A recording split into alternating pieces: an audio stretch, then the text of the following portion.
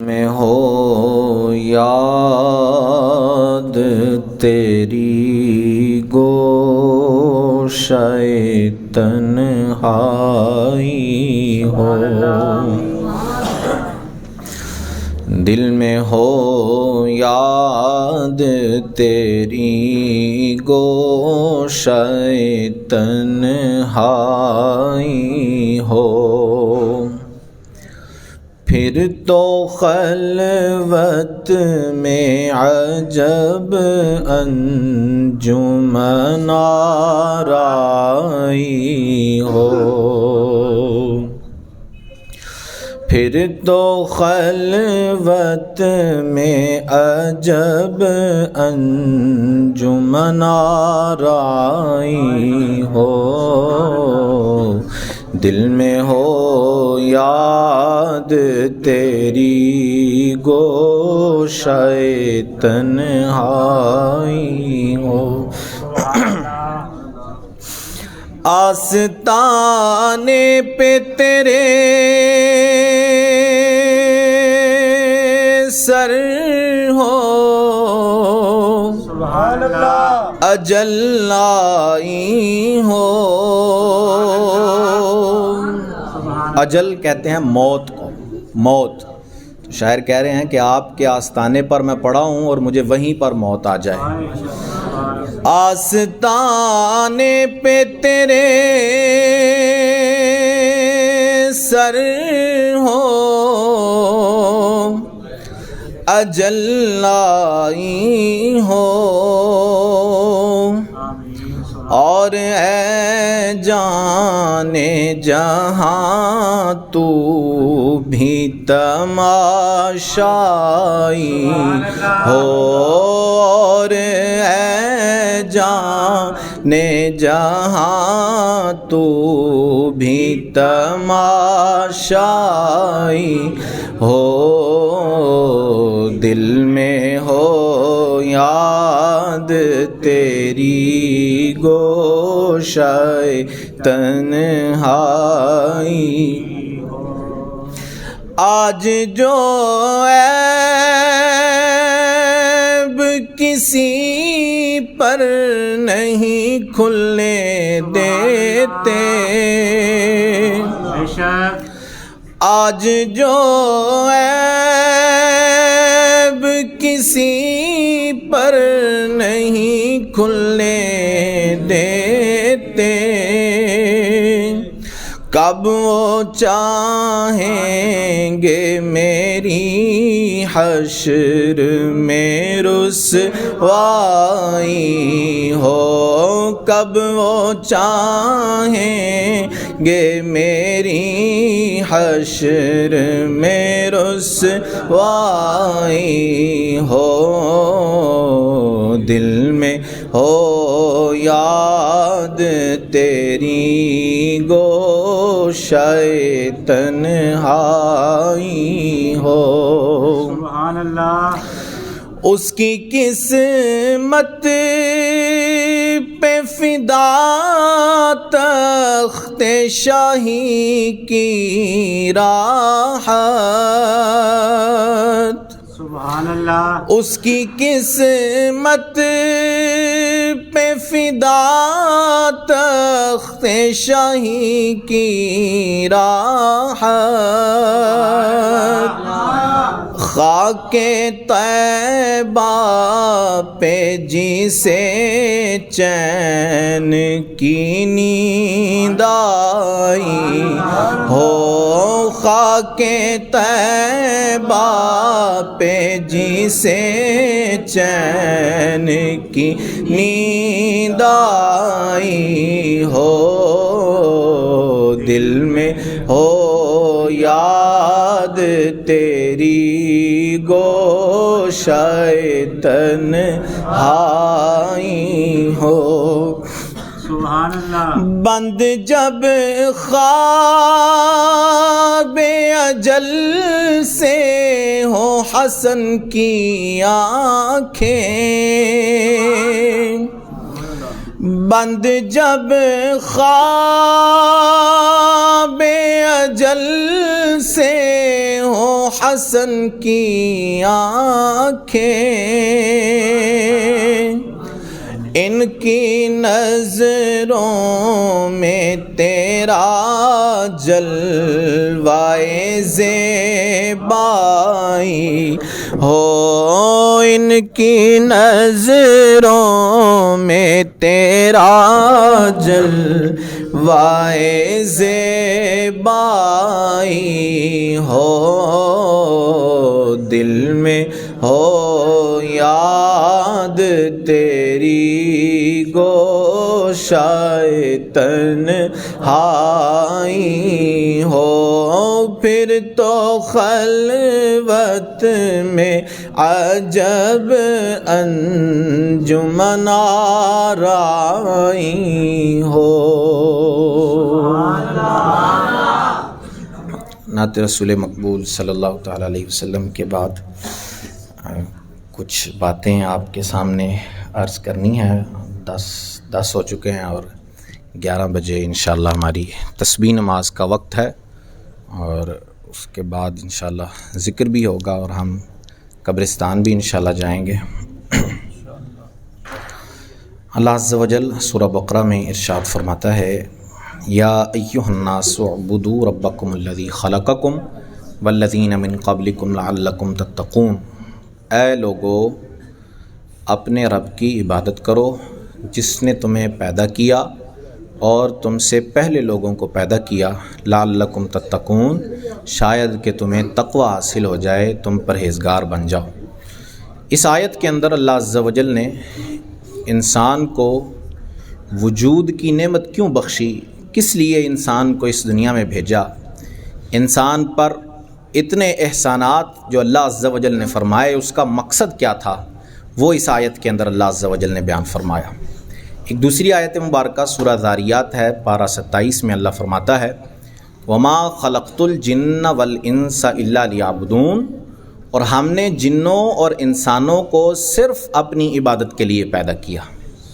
یہ اصل مقصد تخلیق تھا، انسان کے یہاں دنیا میں آنے کا یہی مقصد تھا۔ آج انسان نے اپنے مقصد کو تبدیل کر لیا اور اسے مختلف شکلوں میں ڈھال دیا ہے۔ کسی کا مقصد آج پیسہ کمانا ہے، کسی کا مقصد آج شہرت کمانا ہے، کسی کا مقصد آج بڑی گاڑی کو حاصل کرنا ہے، کسی کا مقصد آج بڑا گھر حاصل کرنا ہے۔ ہر ایک نے مختلف مقاصد اپنے بنا رکھے ہیں، لیکن جو مقصد اللہ نے انسان کا بیان کیا، اس کو وجود کی نعمت عطا کیوں کی تھی اور اس پر اتنے احسانات کیوں کیے تھے کہ ان احسانات کا شمار بھی نہیں ہو سکتا۔ اللہ فرماتا ہے وَإِن تَعُدُّوا نِعْمَتَ اللَّهِ لَا تُحْصُوهَا، کہ اگر تم اللہ کی نعمتوں کو شمار کرنا چاہو، گننا چاہو کہ کتنے احسان اس کے تم پر ہیں، لا تحصوها، تم انہیں شمار نہیں کر سکتے، گن نہیں سکتے ان احسانوں کو۔ اب وہ سارے احسانات کیوں کیے گئے تھے؟ کیا فضول میں اللہ نے پیدا کر دیا تھا انسانوں کو؟ اللہ ایک دوسری آیت مبارکہ میں فرماتا ہے کہ انسان یہ نہ سمجھیں کہ ہم نے انہیں فضول پیدا کیا، عبث پیدا کیا ہے، انہیں پیدا کرنے کا ایک مقصد تھا، وہی مقصد یہاں بیان کیا، یا ایھا الناس اعبدوا ربکم الذی خلقکم، اے لوگو اپنے رب کی عبادت کرو، اور وہ رب کے جس نے تمہیں وجود کی نعمت عطا کی اور تم سے پہلے لوگوں کو بھی پیدا کیا۔ اب اس عبادت کا فائدہ، تم اگر عبادت کرو گے تو اللہ کو کوئی اس کا فائدہ نہیں پہنچاؤ گے۔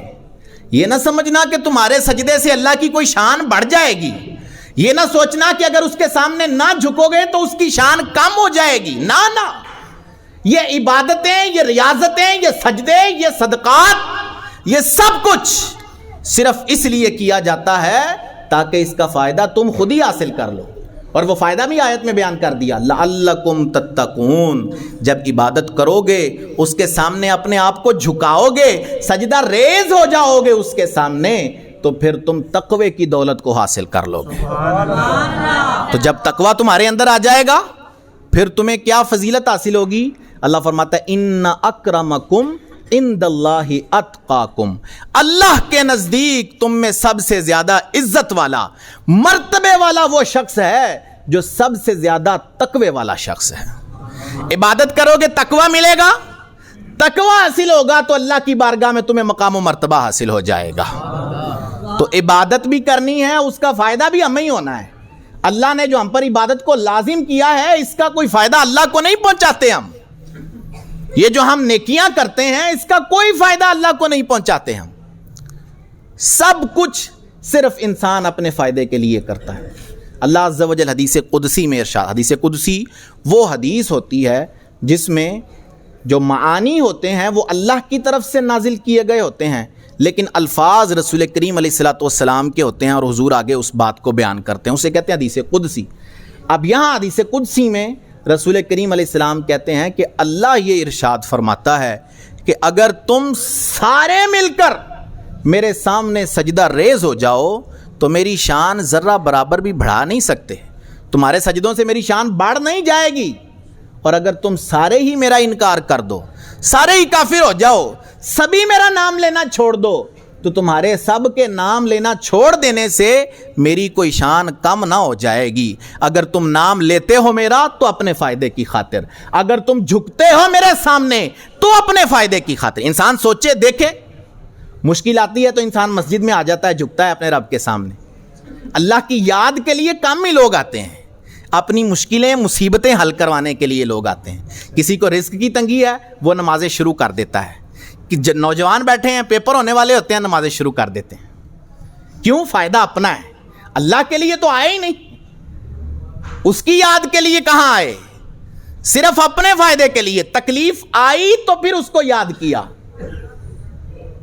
وَإِذَا مَسَّ الْإِنسَانَ ضُرٌّ دَعَانَا، اللہ فرماتا ہے کہ جب انسان کو تکلیف پہنچتی ہے تو پھر ہمیں پکارتا ہے، کبھی بیٹھے ہمیں یاد کرتا ہے، کبھی لیٹے ہمیں یاد کرتا ہے، کبھی اٹھ کر ہمیں یاد کرتا ہے۔ یہ رب فرماتا ہے کہ جب انسان مشکل میں آتا ہے تو پھر ہمیں کئی طریقوں سے یاد کرتا ہے، لیکن جب اللہ فرماتا ہے اس کی مشکل حل ہو جاتی ہے، مشکل آسان ہو جاتی ہے، رزق کی تنگی حل ہو جاتی ہے، پیپر اچھے نمبروں سے پاس ہو جاتے ہیں، تو پھر اللہ فرماتا ہے ہمارے پاس سے ایسے گزر جاتا ہے جیسے ہمیں کبھی یاد ہی نہیں کیا تھا، جیسے کبھی پکارا ہی نہیں تھا ہمیں، اس طرح گزر جاتا ہے ہمارے قریب سے۔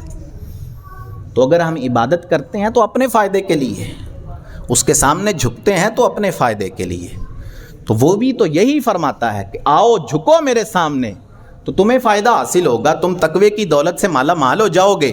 جب تقوی حاصل کر لو گے تو اللہ کی بارگاہ میں تمہارا مقام و مرتبہ ہو جائے گا۔ یہ راتیں ہمیں جھنجھوڑنے کے لیے عطا کی گئی ہیں تاکہ ہم جس مقصد کو بھول چکے اس کی طرف تھوڑا یاد تو کر لیں، اس مقصد کو کچھ آ تو جائیں اس مقصد کی طرف، اگرچہ بھول چکے ہم اس مقصد کو، لیکن یاد کرتے رہنا مقصد کو، بار بار دہراتے رہنا اس مقصد کو، وہ ہو سکتا ہے کہ کسی کے دل میں وہ بات ٹھہری جائے اور وہ ہمیشہ کے لیے اپنے رب کے سامنے جھکنا شروع کر دے۔ اسی لیے ہم ان راتوں میں جمع ہوتے ہیں اور آپ کے سامنے یہ باتیں کی جاتی ہیں۔ آپ بھی سوچتے ہوں گے کہ قاری صاحب ہمیشہ یہی موضوع لے کر بیٹھ جاتے ہیں، خوف کی باتیں، ڈرانے والی باتیں، اور ہمیشہ تقوی کی بات، اور ہمیشہ کوئی واقعہ یا کوئی اس طرح کی صورتیں نہیں سناتے، یہی بس تقوی والی باتیں۔ تقوی ہی اصل چیز ہے، یہ پرہیزگاری، اپنے رب کا ڈر اور خوف ہونا، یہی اصل چیز ہے۔ پچھلے جمعے ہمارا موضوع بھی یہی تھا، رب کا خوف اپنے دل کے اندر پیدا کرنا۔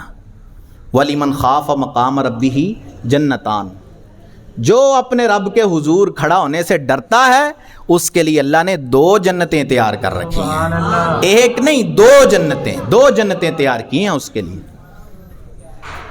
کیسا مقام و مرتبہ ہے اس شخص کے لیے جس کے دل میں خوف آ جائے اپنے رب۔ جب خوف آئے گا تبھی تو اصل میں وہ عبادت کی طرف آئے گا، جو آیت شروع میں نے پڑھی تھی، یا ایھا الناس اعبدوا، اپنے رب کی عبادت کرو۔ وہ کب کرے گا؟ جب دل میں خوف پیدا ہو جائے گا، جب اس کے دل میں ڈر بیٹھ جائے گا۔ آج اب نوجوانوں کو دیکھتے ہیں، والد صاحب کا ڈر جو ہے نا دل میں ہوتا ہے، تو کئی ہوتے ہیں چھپ چھپ کر سگریٹ پی رہے ہوتے ہیں، جو ہی آواز پڑے کہ والد صاحب آ گئے، یا والد صاحب کے جو ہے وہ کھانسنے کی بھی آواز آ جائے نا، وہ چھپا لیتے ہیں۔ کیوں؟ دل کے اندر ڈر بیٹھا ہوا ہے، دل کے اندر خوف بیٹھا ہوا ہے، تبھی تو ہم بچتے ہیں اس کام سے۔ ہمیں پتہ ہے کہ وہ کام ہمارے والد کو ناپسند ہے، ہمیں پتہ ہے کہ وہ کام ہمارا والد پسند نہیں کرتا، اس کا خوف چونکہ ہمارے دل میں ہے تو اس کی ناپسندیدہ چیزوں سے ہم بچتے ہیں کہ اگر ہم اس کی ناپسندیدہ چیزوں سے نہیں بچیں گے تو اس کے غضب کا شکار ہو جائیں گے، وہ غصہ کرے گا، وہ ڈانٹے گا، وہ مارے گا بلا تمثیل۔ یہی بات آپ یہاں دیکھ لیں، چونکہ خوف نہیں ہے دل میں اس لیے رب کی نافرمانیاں کیے جا رہے ہیں، چونکہ تقویٰ پرہیزگاری نہیں ہے دل کے اندر اسی لیے اس کو بلائے بیٹھے ہیں، اس کو یاد نہیں کرتے۔ وہ کہتا ہے کہ تم یاد کرو میں تمہاری یاد کروں، فَاذْكُرُونِی اذکرکم، تم مجھے یاد کرو میں تمہارا چرچا کروا دوں گا لوگوں کے اندر۔ تو یہ اللہ عز و جل کا خوف جب بندے کے دل میں آ جاتا ہے، میں نے حکایت سنائی تھی کہ ایک نوجوان تھا سیدنا عمر رضی اللہ تعالیٰ عنہ کے زمانے میں، تو وہ بڑا نیک اور پارسا تھا، ساری نمازیں سیدنا عمر کے پیچھے ادا کرتا اور عشاء کی نماز ادا کر کے پھر واپس اپنے گھر کی طرف روانہ ہوتا۔ وہ جب بھی روانہ ہوتا اپنے گھر کی طرف تو راستے میں ایک عورت اسے جو ہے وہ گناہ کی طرف مائل کرنے کی کوشش کرتی، دعوت دیتی گناہ کی طرف، اپنی طرف بلاتی، وہ جھٹک کر خیال کو اس سے دور ہو جاتا اور چلا جاتا اپنے کام پر۔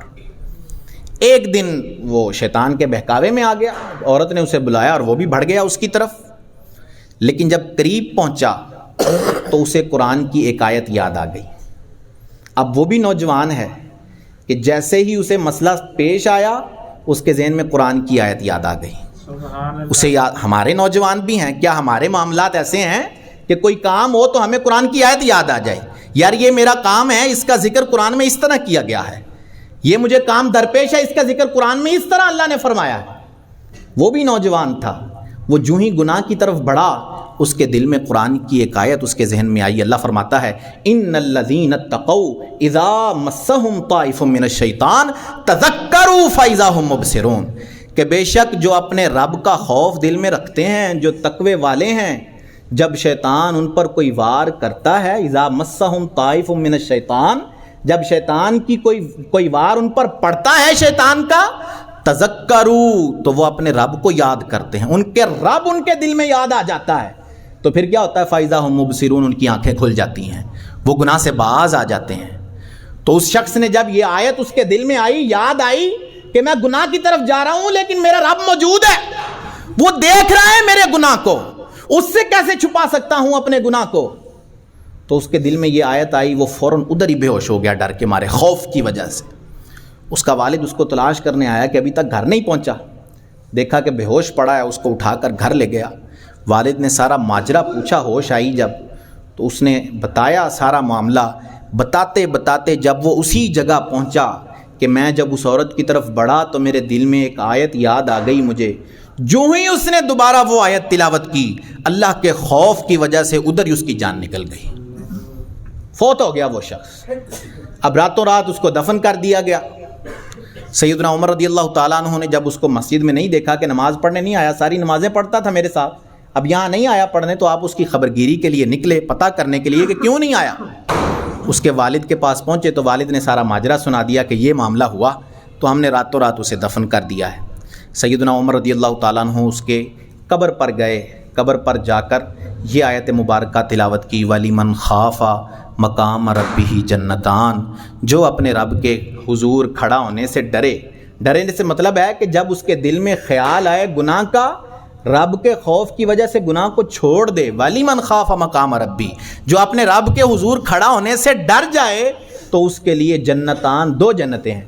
جو ہی سیدنا عمر نے یہ آیت تلاوت کی، قبر سے آواز آئی کہ اے امیر المؤمنین، میں نے اپنے رب سے وہ دو جنتیں حاصل کر لی ہیں، وہ دو جنتیں جس کا وعدہ میرے رب نے کیا تھا کہ اگر میں ڈر جاؤں گا، اگر میں خوف کر لوں گا اس کے حضور کھڑا ہونے سے، جب گناہ کا خیال آئے تو اس بات کو، اس تصور کو اپنے دل میں لائیں کہ اس دن جب میرا نام پکار کر رب کے سامنے مجھے حاضر کیا جائے گا، فرشتے کہیں گے فلاں بن فلاں کو حاضر کرو رب کے سامنے، اور پھر میں اپنے آپ کو چھپا بھی نہ سکوں گا، میں کوشش کروں گا اس کے سامنے نہ جاؤں، میں کوشش کروں گا کہ بچ جاؤں، میں کوشش کروں گا کسی طرح چھٹکارا مل جائے، لیکن فرشتے گھسیٹیں گے، گھسیٹ کر مجھے اس کے سامنے لے آئیں گے۔ جب گناہ کا ارادہ آئے دل میں، جب کبھی خیال آئے گناہ کا، اس تصور کو اپنے دل میں بٹھائیں، اس تصور کو یاد کریں کہ جب اللہ مجھے بلائے گا میں اس کے سامنے حاضر ہو جاؤں گا، تو پھر میں کیا جواب دوں گا اس کو اپنے اس گناہ کا؟ کیا اس کو بتاؤں گا کہ میں نے کیوں گناہ کیا تھا؟ کیا عذر پیش کروں گا اس کی بارگاہ میں کہ میں نے یہ گناہ اس لیے کیا تھا؟ یہ خیال دل میں لائیے، تصور لائیے، پھر دیکھیے کہ اللہ کے خوف کی وجہ سے آپ گناہوں سے کیسے باز آ جاتے ہیں۔ تو اس شخص نے، اس نوجوان نے کہا کہ جو میرے رب نے وعدہ کیا تھا وہ 2 جنتیں میں نے حاصل کر لی۔ اللہ اپنے وعدوں کے خلاف نہیں کرتا، اس نے جب وعدہ کر دیا کہ جو ہمارا خوف اپنے دل میں رکھے گا ہم اس کو 2 جنتیں عطا کریں گے، تو یقینی طور پر اس بندے کے لیے 2 جنتیں ہوں گی۔ ان 2 جنتوں کی صفتیں اللہ بیان فرماتا ہے اسی سورہ رحمان کے اندر اگلی آیتوں میں کہ وہ 2 جنتیں ہوں گی کیسی؟ فیہما عینان تجریان، ان میں 2 چشمے جاری ہوں گے، اور اس کے اندر ایسی خوبصورت عورتیں حوریں اللہ نے تیار کر رکھی ہوں گی جن کا خیال کبھی کسی دل میں نہ گزرا ہوگا اور کبھی کسی آنکھ نے ان لوگوں کو نہ دیکھا ہوگا۔ پھر اس کے اندر ہر پھل جو ہے وہ 2 قسم کا اللہ عز و جل نے پیدا فرمایا ہے۔ ایک وہ پھل ہوگا جو دنیا میں بھی انسان کھا چکا ہوگا، جب وہاں کھائے گا تو اسے محسوس ہوگا کہ یہ تو پہلے بھی کھا چکا ہوں، اور دوسرا پھل وہ ہوگا کہ اس کا ذائقہ ایسا ہوگا کہ کبھی کسی زبان نے اس ذائقے کو محسوس نہ کیا ہوگا۔ یہ صفتیں اللہ ان 2 جنتوں کی بیان کرتا ہے کہ کیسی 2 جنتیں ہم نے تیار کر رکھی ہیں اپنے اس بندے کے لیے جو خوف اور تقوی اپنے دل کے اندر بٹھا لیتا ہے۔ تو خوف و تقوی کیسے آتا ہے؟ طریقہ بھی اللہ نے خود ہی بتایا ہے کہ تقوی تم نے کیسے حاصل کرنا ہے۔ اعبدوا ربکم، جو پہلی آیت پڑھی تھی کہ اپنے رب کی عبادت میں لگ جاؤ، اس کے سامنے جھکا کرو، سجدہ ریز ہوا کرو اس کے سامنے، تو تقوی تمہیں آ جائے گا، خوف تمہارے دل میں آ جائے گا۔ جب اس کے سامنے جھکو گے، اس کے سامنے حاضر ہوگے۔ حدیث جبریل بڑی مشہور حدیث ہے، اس کے اندر حضرت جبرائیل علیہ السلام انسانی شکل میں آ کر حضور سے کچھ مختلف قسم کے سوالات کرتے ہیں۔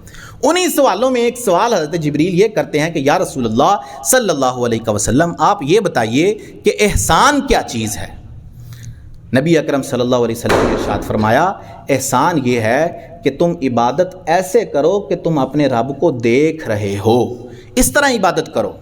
لیکن اگر تم اس مرتبے تک نہیں پہنچے، مقام و مرتبہ اتنا نہیں ہے کہ رب کی زیارت کر سکو، تو پھر تم عبادت اس انداز سے کرو کہ وہ تو تمہیں دیکھ ہی رہا ہے، تم اس کو اگرچہ نہیں دیکھ رہے لیکن وہ تو دیکھ رہا ہے ہر وقت تمہیں۔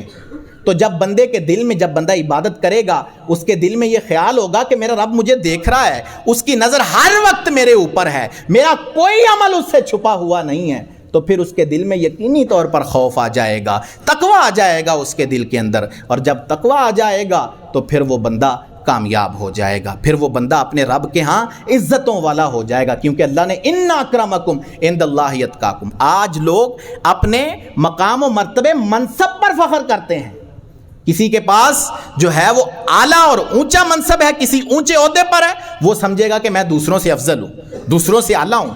کوئی اچھی نسل کا، اچھے خاندان کا ہے تو وہ دوسروں کو سمجھے گا کہ میں ان سے افضل ہوں۔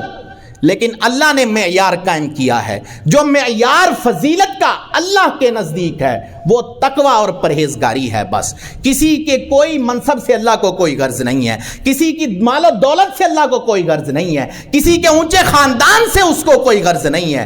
اس کے نزدیک صرف اور صرف وہ بندہ کامیاب و کامران ہے جو تقوی اور پرہیزگاری والا ہے، جو تقوی اختیار کرنے والا ہے، خوف دل میں رکھنے والا ہے۔ تو یہ خوف اسی وقت آئے گا جب اس کے سامنے جھکنا شروع کر دیں، عبادت کرنی شروع کریں، اور یہ عبادت لذت والی چیز ہے، لذت لینے کی کوشش کریں، لذت لیں گے، مزہ لینے کی کوشش کریں گے تو مزہ آئے گا۔ ایک شخص نے آ کر اسلام قبول کیا، اس نے رسول کریم علیہ السلام سے عرض کی کہ میں ایمان لے آتا ہوں، اسلام قبول کرتا ہوں، لیکن ایک شرط ہے، شرط یہ ہے کہ میں نماز نہیں پڑھوں۔ اگر آپ راضی ہوتے ہیں اس بات پر کہ نماز کی مجھے چھوٹ دے دیں تو پھر میں اسلام قبول کر لیتا ہوں، ایمان لے آتا ہوں۔ اب چونکہ رسول کریم علیہ السلام شارع ہیں، اللہ نے آپ کو اختیار دیا ہے، آپ جو فیصلہ چاہیں فرمائیں، یہ اختیار ہے رسول کریم علیہ السلام کے پاس۔ آپ شریعت کو جس طرح چاہیں بدلیں، تبدیل کریں، آپ کو اللہ نے اختیار عطا فرمایا ہے۔ تو اس نے کہا مجھے نمازوں کی چھٹی دے دیں، معافی دے دیں، میں اسلام قبول کر لوں۔ تو رسول کریم علیہ السلام نے فرمایا اچھا تم نے بھی ایک شرط لگائی، اب ہم بھی ایک شرط لگاتے ہیں۔ شرط یہ ہے کہ صرف 40 دن تم اسلام قبول کرو، اس کے بعد صرف 40 دن نماز پڑھو باجماعت ہمارے ساتھ، اور 40 دن کے بعد تمہاری چھٹی، بالکل معافی، تاہے تم کوئی بھی نماز نہ پڑھو، قیامت تک کے لیے تمہیں معاف کر دیا گیا اور سوال بھی نہیں کیا جائے گا تم سے نماز کا۔ سبحان اللہ۔ تو اب اس نے کہا چلو یہ تو آسان ہے، 40 دن تو ایسے گنتے گنتے گزر جائیں گے، انگلیوں پر گنیں گے تو 40 دن گزر جائیں گے۔ تو وہ شخص جی شروع ہو گیا، اسلام قبول کر لیا اس نے اور نماز پڑھنی شروع کر دی۔ وہ صحابہ سے روزانہ ہی کہتا کہ بعد میرے تو 20 دن رہ گئے ہیں، بعد میں چھٹی ہے مجھے۔ جب بھی نماز پڑھنے پہلی صف میں پڑھتا تھا نماز، 40 دن اس نے پوری پہلی صف میں نماز پڑھی رسول کریم علیہ الصلوۃ والسلام کے پیچھے جماعت کے ساتھ۔ وہ چند دن رہ گئے، وہ یہی کہتا کہ بس میرے تو تھوڑے دن رہ گئے ہیں، بعد میں چھٹی ہے مجھے، تم لوگ پڑھتے رہنا نمازیں۔ 40 دن پورے ہو گئے، 41واں دن آیا تو فجر میں صحابہ کرام علیہم رضوان نے دیکھا کہ وہ پہلی صف میں بیٹھا ہوا ہے۔ اس سے پوچھا کہ بھائی تمہارے تو 40 دن پورے ہو گئے تھے، تم کدھر آ گئے ہو دوبارہ سے؟ تو اس نے کہا کہ نماز میں مجھے لذت ہی ایسی حاصل ہوئی ہے، مزہ ہی ایسا آیا ہے کہ نماز کے بغیر اب دل ہی نہیں لگ رہا میرا، مجھے چین و سکون حاصل ہی نہیں ہو رہا نماز کے بغیر۔ کیوں؟ نماز میں بندہ اپنے رب سے ملاقات کرتا ہے، جب سجدے میں جھکتا ہے تو رب سے ملاقات۔ نبی اکرم صلی اللہ علیہ وسلم نے فرمایا نماز مومن کی معراج ہے۔ معراج کیا ہوتی ہے؟ رسول کریم علیہ السلام کو معراج کرائی گئی، آپ نے اپنے رب سے ملاقات کی جا کر معراج میں۔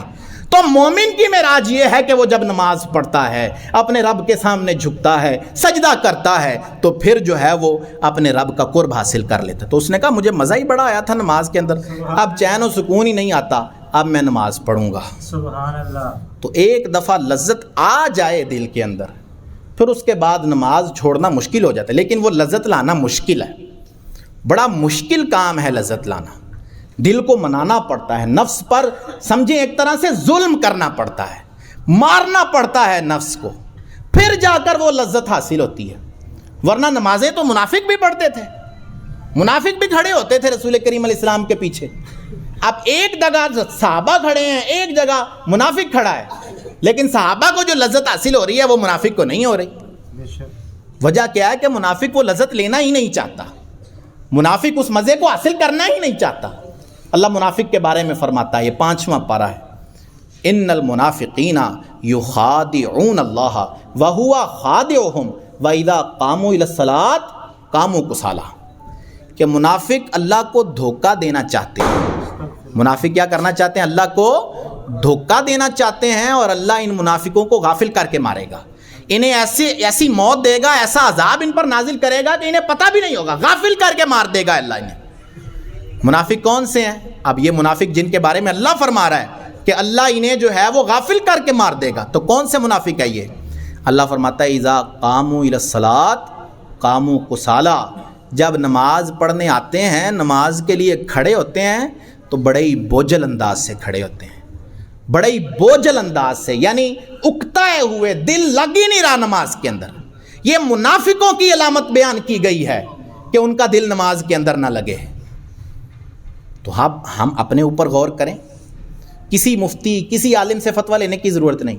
رسول کریم علیہ السلام نے فرمایا کہ تمہارا دل مفتی ہے، اپنے دل سے سوال کرو، جو کام تمہارے دل میں کھٹکے یقین جان لو کہ وہ کام گناہ ہے، غلط ہے وہ کام۔ اب ہم اپنے دل سے سوال کریں، ہم نماز پڑھنے آتے ہیں تو کیا دل لگا ہوتا ہے نماز کے اندر، یا خیال کہیں اور ہی گھوم رہے ہوتے ہیں؟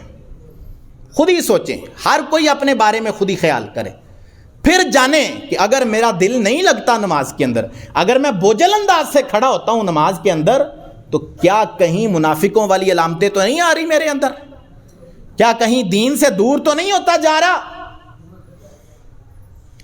تو یہ باتیں اپنے دل کے اندر اجاگر کریں۔ یہ رات ہے ہی اس لیے کہ ہمیں جو ہے وہ اپنے رب کی یاد دوبارہ سے ہم قائم کریں، بھول گئے ہیں تو اس کو دوبارہ سے یاد کریں، آپ آئیں اس کی طرف، یقین جانیں وہ ایک تانا بھی نہیں دیتا۔ دنیاوی لوگ ہے، کوئی ناراض ہو جائے نا آپ سے تو آپ اس کے پاس 1-2 دن ناراض رہیں، پھر اس کے پاس چلے جائیں واپس، تو وہ باتیں سناتا ہے کہ تیرا تو نک ہی نہیں ہے، نک ہی نہیں تیرا، کہ میں 2 دن پہلے لڑ کے گیا سا میرے نال تے ہن آ گیا واپس۔ لیکن رب سے آپ 100 سال اس کو یاد نہ کریں، دور رہیں اس سے، ایک دفعہ ایک محبت کا آنسو، ایک شرمندگی ندامت کا لفظ اپنے منہ سے نکالیں، ایک دفعہ اس کے سامنے اپنی شرمندگی کا اظہار کر دیں، وہ کبھی آپ کو تانا نہیں دے گا کہ بھائی پہلے کدھر تھے تم، پہلے کہاں تھے، اب آ گئے ہو میرے پاس، پہلے کدھر تھے، نہ وہ تانا بھی نہ دے گا جب اس کے پاس آ جاؤ گے تو۔ بس اس کے سامنے آنے کی حاجت ہے، آؤ پکارو اس کو، یاد کرو اس کو، وہی تمہاری مشکل کو حل کرے گا، وہی تمہاری پریشانی کو آسان کرے گا۔ ہم مختلف لوگوں کے پاس جاتے ہیں، بزرگوں کے مزارات پر، الحمدللہ اہل سنت ہیں ہم، ہمارا طریقہ کار ہے کہ ہم بزرگوں کے مزارات پر جاتے ہیں، ان کے وسیلے سے اللہ کے لیے دعا مانگتے ہیں، لیکن مشکلیں حل نہیں ہوتی۔ بعض لوگ شکوہ بھی شروع کر دیتے ہیں کہ مشکلیں ساری میرے گھر میں ہی رہتی ہیں، پریشانیاں ہیں تو میرے ہی گھر کا دروازہ دیکھا ہوا انہوں نے، اور کہیں جاتی نہیں، ادھر ہی رہتی ہیں۔ تو اگر یہ بندہ جو یہ شکوہ کر رہا ہے، شکایت کر رہا ہے، اگر آپ اس سے سوال کریں کہ بھائی 5 نمازوں میں سے کتنی نمازیں پڑھتے ہو، تو یقین جانے جواب نام ہی ہوگا کہ ایک بھی نہیں پڑھتا۔ شکوہ شکایت یہ ہے کہ مشکل آسان نہیں ہوتی، مصیبتیں ہیں کہ میرے گھر میں ہی رہتی ہیں، رزق کی تنگیاں ہیں کہ ادھر ہی ہیں، بیماریاں ہیں کہ ادھر ہی ہیں، لیکن نماز کا آتا پتہ ہی نہیں۔ پوچھ لیا جائے نماز پڑھتے ہو کہ نہیں، دعائیں کروائیں گے جا کر، دعا کروانا اچھی بات ہے کہ اللہ کے نیک بندوں کی دعائیں قبول ہوتی ہیں، ان کے وسیلے سے اللہ اپنے بندوں پر کرم فرماتا ہے، یہ بڑی اچھی بات ہے، لیکن کبھی خود بھی اس کے سامنے آئیں، اپنے ہاتھ پھیلائیں اس کے سامنے۔ وہ فرماتا ہے وَإِذَا سَأَلَكَ عِبَادِي أَنِّي فَإِنِّي قَرِيبٌ، اے محبوب جب میرے بندے تم سے سوال کریں، تم سے پوچھیں کہ ہمارا رب کدھر ہے، ہم کیسے اس کو پکاریں، اذا سالک عبادی انی، جب میرے بندے میرے متعلق سوال کریں تو تم فرماؤ فإنی قریب، کہ میں تو ان کے قریب ہی ہوں، اجیب دعوت الداعی اذا دعان، ہر پکارنے والے کی پکار کا جواب دیتا ہوں۔ یہ اللہ فرما رہا ہے، یہ سورہ بقرہ کے اندر پارہ 2 کے اندر یہ آیت مبارکہ ہے کہ میں پکارنے والے کی پکار سنتا ہوں، اس کو جواب دیتا ہوں۔ کوئی پکارے تو صحیح، ہم تو مائل بکرم ہیں، کوئی سائل ہی نہیں، کوئی مانگنے والا ہی نہیں ہے اس سے۔ یہ آج کی رات اللہ آسمان دنیا پر، یعنی جو پہلا آسمان ہے جو ہمیں نظر آتا ہے، اس آسمان پر اللہ عز و جل تجلی فرماتا ہے، اور اس کی رحمت فجر ہونے تک یہ آوازیں بلند کرتی رہتی ہے کہ آؤ کوئی ہم سے مغفرت مانگنے والا ہے تو ہم اسے معاف کر دیں، وہ ہے کوئی ہم سے رزق مانگنے والا کہ اس کی رزق کی تنگی کو دور کر دیں، ہے کوئی ہم سے کوئی سوال کرنے والا کہ اس کے سوال کو پورا کر دیا جائے۔ یہ رب کی رحمت آوازیں لگاتی رہتی ہے، کہتی رہتی ہے، پکارتی رہتی ہے۔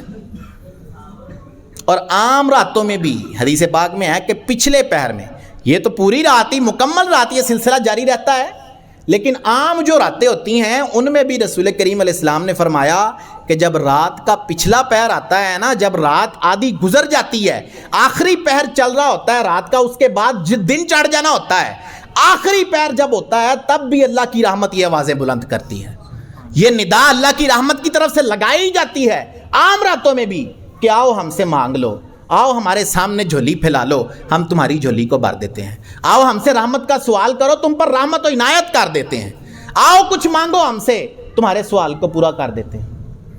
لیکن ہم لمبی تان کے سو رہے ہوتے ہیں، تہجد میں تو چلو اٹھنا دور کی بات ہے، فجر بھی ایسے ہی گزر جاتی ہے۔ جو فجر گزار کر اٹھتے ہیں حدیث پاک میں ان کو مردوں کے ساتھ تشبیہ دی گئی ہے، یعنی رسول کریم علیہ السلام کی حدیث کا مفہوم ہے کہ جب آخری پہر آتا ہے رات کا تو جو اللہ کے ساتھ محبت کرتے ہیں اس کا عشق ان کے دل کے اندر موجود ہے، تو وہ عشق انہیں جگا دیتا ہے اور وہ جاگ کر اپنے رب کی عبادت شروع کر دیتے ہیں۔ پھر اس کے بعد جب فجر کا وقت ہوتا ہے، رات ختم ہو جاتی ہے، دن آنے لگتا ہے، تو پھر جو اللہ کے بندے ہوتے ہیں وہ اٹھ کھڑے ہوتے ہیں اور اٹھ کر فجر کی نماز ادا کرتے ہیں۔ رسول کریم علیہ السلام نے فرمایا کہ جب وہ فجر کا وقت گزر جاتا ہے، سورج نکل آتا ہے، اس کے بعد جو بندے اٹھتے ہیں وہ ایسے ہیں جیسے مردے قبروں سے اٹھ رہے ہوتے ہیں، مردے قبروں سے اٹھائے جا رہے ہوتے ہیں، اس طرح وہ لوگ اٹھتے ہیں۔ وہ کیا بہترین شعر ہے وہ کہ رات پوے تے بے دردانو نیند پیاری آوے، رات پوے تے بے دردانو نیند پیاری آوے، تے درد مندانو یاد سجن دی ستیاں آن جگاوے۔ جو درد رکھتے ہیں، جو عشق رکھتے ہیں، دعویٰ ہے محبت کا اپنے رب سے، یہ دعویٰ ہے کہ ہم اس کے بندے ہیں، اس کے بندے ہونے کا دعویٰ ہے۔ اصل دعویٰ اس وقت قابل قبول ہے کہ وہ کہے کہ یہ میرے بندے ہیں۔ ہم تو کہتے ہی رہتے ہیں کہ وہ ہمارا رب ہے، ہم اس کے بندے ہیں۔ وہ کہے کہ یہ میرے بندے ہیں۔ وہ کن کو کہتا ہے یہ میرے بندے ہیں؟ شیطان نے جب سجدہ کرنے سے انکار کر دیا، اللہ نے اسے مردود قرار دے دیا، تو اس نے جو ہے وہ اللہ سے کہا کہ میں وعدہ کرتا ہوں کہ تو نے مجھے گمراہ کیا ہے، میں سب کو گمراہ کرنے کی کوشش کرتا رہوں گا قیامت تک، جتنے بندے آئیں گے۔ اب اس کے جواب میں اللہ نے کیا کہا؟ ان عبادی لیس لک علیہم سلطان، بے شک جو میرے بندے ہوں گے، جو واقع ہی میرے بندے ہوں گے، ان پر تیرا کوئی وار نہ چلے گا، تیرا کوئی وار ان پر کام نہ کرے گا۔ تو اب بندہ تو وہ ہے جسے خود مالک آقا جو ہے وہ خود کہے کہ یہ میرا بندہ ہے، یہ میرا غلام۔ اصل بندہ تو وہ ہے کہ رب اس کو کہے کہ یہ میرا بندہ ہے۔ ہم تو کہتے ہی رہتے ہیں، اصل ہے کہ وہ کہے۔ تو وہ کس کو کہتا ہے؟ وہ کہتا ہے کہ جس پر شیطان کا وار نہیں چلتا، شیطان کا وار جس پر کام نہیں کرتا، وہی اصل اپنے رب کا بندہ ہے۔ میں نے جمعے میں بھی کہا تھا کہ شیطان کا وار کام کرنا تو دور کی بات ہے، ہم تو تیار بیٹھے ہوتے ہیں کہ شیطان کسی طرح ہم پر وار کرے اور اس کے چنگل میں آ جائے۔ ہم وہ اس کی تو عادت ہے کہ وہ تلاش کرتا ہے، بندوں کو ڈھونڈتا ہے، پھر ان پر وار کر کے انہیں اپنے چنگل میں لانے کی کوشش کرتا ہے۔ لیکن ہم ہیں کہ ہم خود اس کی طاق میں بیٹھے ہیں، ہم خود اس کا انتظار کر رہے ہیں کہ کسی طرح وہ ہم پر وار کر دے اور ہم اس کے چنگل میں پھنس جائیں۔ اور کبھی ہم ایسا کام کر گزرتے ہیں کہ شیطان کو بھی حیرت میں ڈال دیتے ہیں، حیرت زدہ کر دیتے ہیں شیطان کو کہ یہ کام بھی اس نے کر دیا ہے۔ اور یہی شیطان جس کے پیچھے لگ کر اپنے رب کی نافرمانی کر رہے ہیں، کل بروز قیامت یہ کیا کرے گا؟ 14ویں پارہ میں اللہ عز و جل فرماتا ہے کہ جب فیصلہ کر دیا جائے گا، جہنمی جہنم میں چلے جائیں گے، جنتی جنت میں چلے جائیں گے، شیطان بھی وہیں جہنم میں سڑ رہا ہوگا، جل رہا ہوگا، تو وہ جو جہنمی ہوں گے وہ شیطان کو تانا دیں گے، اسے ملامت کریں گے، ذلیل کریں گے کہ بھائی تمہاری وجہ سے آج ہم اس جہنم کے اندر پڑے ہوئے ہیں، تمہارے کہے پر چلے، تمہارے پیچھے چلے، تو اس وجہ سے آج ہم اس جہنم میں آ گئے۔ تو شیطان کیا جواب دے گا انہیں؟ شیطان کہے گا آج مجھے ملامت نہ کرو، مجھے برا بھلا نہ کہو، آج یہ ساری تمہاری اپنی غلطی ہے، مجھے نہ کہو کہ میں نے تمہیں گمراہ کر دیا، مجھے نہ کہو کہ میں نے تمہیں جو ہے وہ اس جہنم کے اندر ڈال دیا، مجھے ملامت نہ کرو، یہ تمہاری غلطی ہے، بس میں نے یہ کیا تھا کہ میں نے تمہیں پکارا تھا، میں نے تمہیں اپنی طرف بلایا تھا، اب تمہاری مرضی تھی کہ اس پکار کو قبول کر کے میری طرف آ جاؤ یا میری اس پکار کو رد کر کے اپنے رب کی طرف چلے جاؤ، یہ تمہارا کام تھا، میں نے تو صرف پکارا تھا تمہیں، اور میرا کوئی قابو بھی نہیں تھا، زور بھی نہیں تھا تم پر، ایسا نہیں ہے کہ میں تمہیں مجبور کر دیا تھا کہ تم میری ہی طرف آؤ، یہ اختیار تھا تمہارے پاس کہ تم کیا کرتے ہو، تم نے اب خود ہی میری طرف آنا چن لیا، تم نے اب خود ہی میرے چنگل میں آنا پسند کر لیا، تو پھر جو ہے وہ اب مجھے کیوں ملامتیں کرتے پھرتے ہو؟ اب سڑتے رہو یہاں میرے ساتھ، تم بھی، میں بھی سڑتا ہوں، تم بھی سڑتے رہو، کرتے رہو جو کرنا ہے۔ تو یہ شیطان کے پیچھے جو بندہ لگ جاتا ہے تو شیطان اس کو کبھی فائدہ نہیں دے سکتا۔ پھر ضروری نہیں کہ شیطان جو ہے وہ وہی شیطان ہے جو ہم سنتے آ رہے ہیں، انسانی شکلوں میں بھی شیطان موجود ہوتے ہیں، انسانی شکل ہوتی ہے، انسان ہی ہوتے ہیں لیکن کام شیطانی ہوتے ہیں، جو بندے کو دین سے دور کرنے کی کوشش کرتے ہیں، ورگلانے کی کوشش کرتے ہیں کہ ان کے کہے پر چل کر بندہ اپنے دین سے دور ہو جاتا ہے۔ بعض دوستیاں ایسی ہوتی ہیں، بعض صحبتیں ایسی ہوتی ہیں، بعض بیٹھکیں اٹھنا بیٹھنا ایسا ہوتا ہے کہ وہ بیٹھکیں، وہ اٹھنا بیٹھنا، وہ دوستیاں بندے کو دور کر دیتی ہیں دین سے۔ تو وہ جو دور کرنے والی ہیں نا دوستیاں، وہ بھی شیطان ہی ہیں، وہ بھی شیطانی کام ہے کہ وہ جو دوستیاں جن کی وجہ سے بندہ دور ہو رہا ہے، ان کے بارے میں قرآن کیا کہتا ہے کہ جب وہ شخص کہ جس نے کسی کے کہنے پر اپنے آپ کو دین سے دور کر لیا تھا، اپنے دوست کی وجہ، دوست نے کہا یار چھوڑو نماز کیا پڑھنی، آؤ کھیلنے چلتے ہیں، چھوڑو نماز کیا پڑھنی ہے، آج عبادت کیا کرنی ہے، ادھر باہر کھڑے ہوتے ہیں چوک کے اندر، پٹاخے چلاتے ہیں، کیا مسئلہ ہے، چھوڑو کیا کرنا ہے. تو جو اس کے پیچھے لگ کے چلا گیا، کل بروز قیامت جس نے چھوڑ دیا تھا نا دین کو، اس کے کہنے کی وجہ سے اب وہ اس بندے کو کہہ رہا ہوگا کہ تمہاری وجہ سے دین چھوڑا تھا میں نے، تمہارے کہنے پر میں نے عبادت چھوڑی تھی، اب کچھ بچاؤ مجھے. کوئی صورت ہے کہ مجھے میرے رب سے بچا سکتے ہو، عذاب سے بچا سکتے ہو تم؟ تو وہ کہے گا نہ، میں کچھ بھی نہیں کر سکتا، جیسے تم عذاب میں ہو میں بھی عذاب کے اندر ہی ہوں، میں تمہیں کیسے بچاؤں. اب چلو ایسا کرتے ہیں کہ اس کے سامنے گریہ ازاری کرتے ہیں. ہو سکتا ہے گریہ رونے سے، گریہ ازاری کرنے سے، گڑ گڑانے سے ہمارا کوئی فائدہ ہی ہو جائے. 500 سال تک وہ دونوں گروہ مل کر جہنم کے اندر روتے رہیں گے کہ کہیں اس رونے کی وجہ سے ہمارا عذاب ہی ختم کر دیا ہے. لیکن اس وقت کا رونا فائدہ نہ دے گا. اب وہی لوگ جن کو وہ لوگ ملامت کر رہے تھے کہ تمہاری وجہ سے ہم یہاں آئے ہیں، وہ کہیں گے چلو رونے سے کام نہیں بنا، رو رو کر دیکھ لیا ہے، اب صبر کر کے دیکھتے ہیں، اب خاموش رہ کے چپ کر کے دیکھتے ہیں، ہو سکتا ہے چپ رہنے سے ہی کام ہو جائے. اب وہ 500 سال تک خاموش رہیں گے، صبر کرتے رہیں گے اس عذاب پر، لیکن وہ بھی کچھ کام نہ آئے گا. اب جس کی وجہ سے دین چھوڑا تھا وہ کیا کہے گا اس چھوڑنے والے کو؟ وہ کہے گا ہون پاویں تو رو تے پاویں چپ کر، کوئی فائدہ نہیں. یہ جواب دے دے گا اس کو. وہ آج جس کی وجہ سے میں نے نماز چھوڑ دی، آج اس کی محبت دوستی میں آ کر میں نے مسجد کے اندر آنا چھوڑ دیا، تو وہ یہ کل جواب دے گا کہ پاویں روندا رہ تے پاویں صبر کر، جو مرضی کردا رہ، میں کوئی فائدہ نہیں دے سکتا تیرے.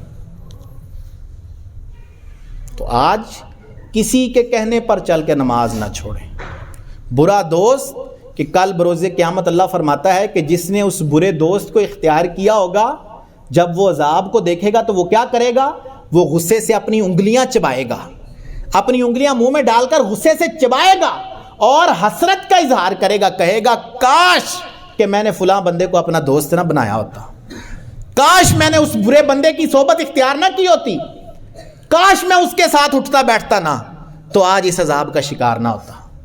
میں نے اس کی صحبت اختیار کی، اس نے مجھے بگاڑ دیا. چنگے بندے دی صحبت یارو جویں دکان اتاراں، اتار یعنی خوشبو والے کی دکان. چنگے بندے دی صحبت یارو جویں دکان اتاراں، سودا پاویں مول نہ لئیے ہلے آن ہزاراں. آپ خوشبو والی دکان کے پاس سے گزریں، 1 روپیہ نہیں خرچا آپ نے، 1 روپے کی خوشبو نہیں خریدی آپ نے، لیکن پھر بھی آپ کو خوشبو حاصل ہو گئی، آپ کو مہک مل گئی وہاں سے گزرنے کی وجہ سے. اچھے بندے کی صحبت بھی ایسے ہی ہے کہ آپ اس کے قریب بیٹھے ہیں اور کچھ نہ بھی لیا ہو، کم از کم اس کو دیکھ کر ہی کچھ ہمارے دل کے اندر بات آ جائے گی اپنے رب کی. تو چنگے بندے دی صحبت یارو جویں دکان اتاراں، سودا پاویں مول نہ لئیے ہلے آن ہزاراں. تے برے بندے دی صحبت یارو جویں دکان لوہاراں. برے بندے دی صحبت یارو جویں دکان لوہاراں. کپڑے پاویں کنج کنج بئیے چڑگاں پین ہزاراں.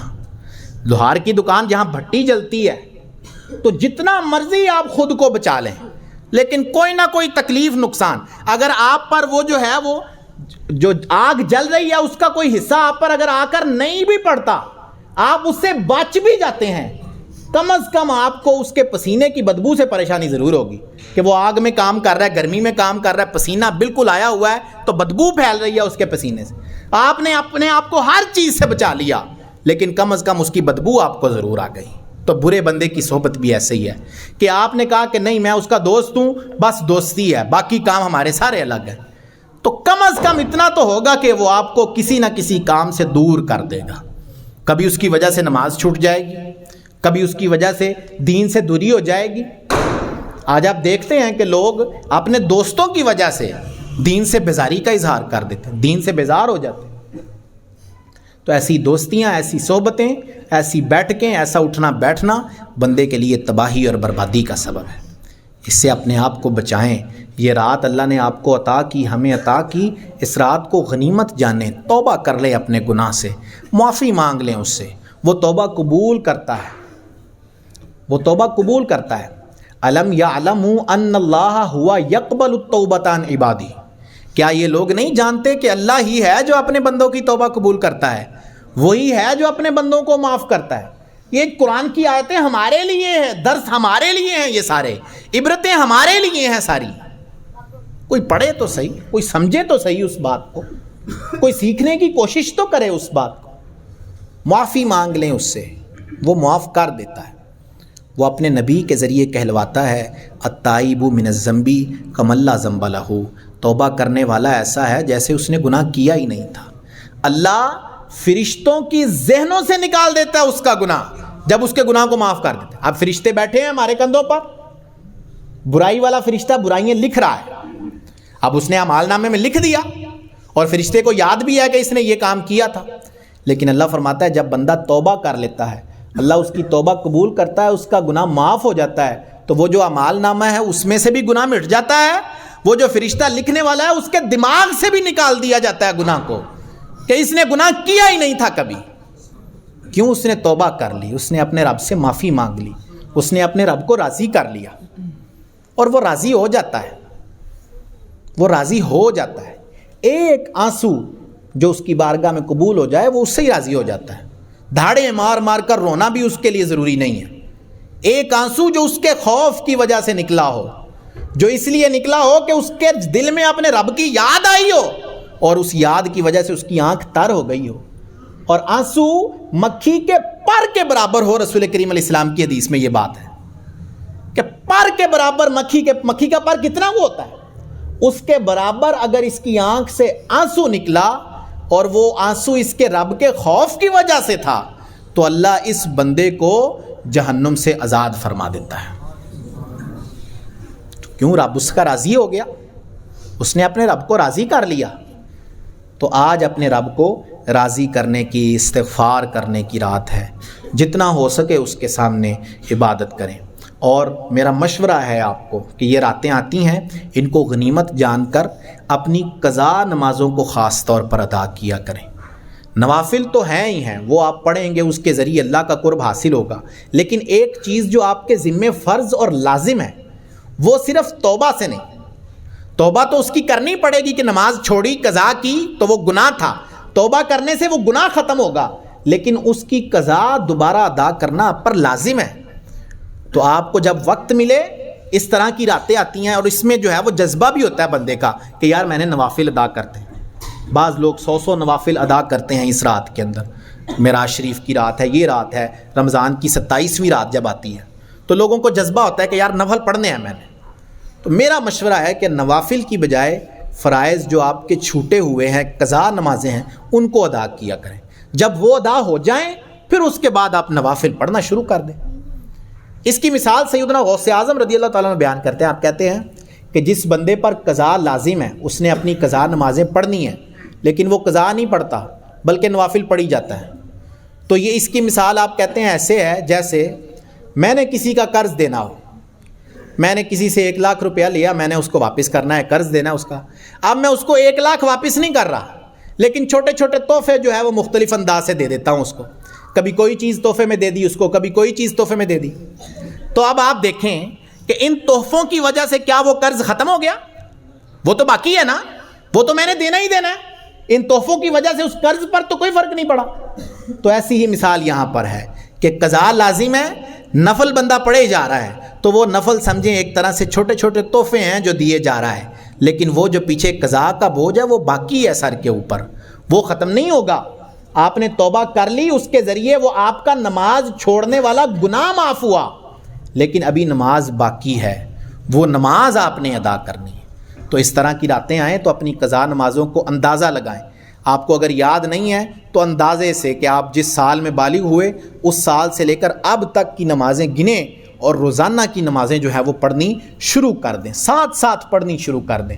ایک وقت آئے گا اللہ نے چاہا تو ساری نمازیں ادا ہو جائیں گی، مکمل نمازیں۔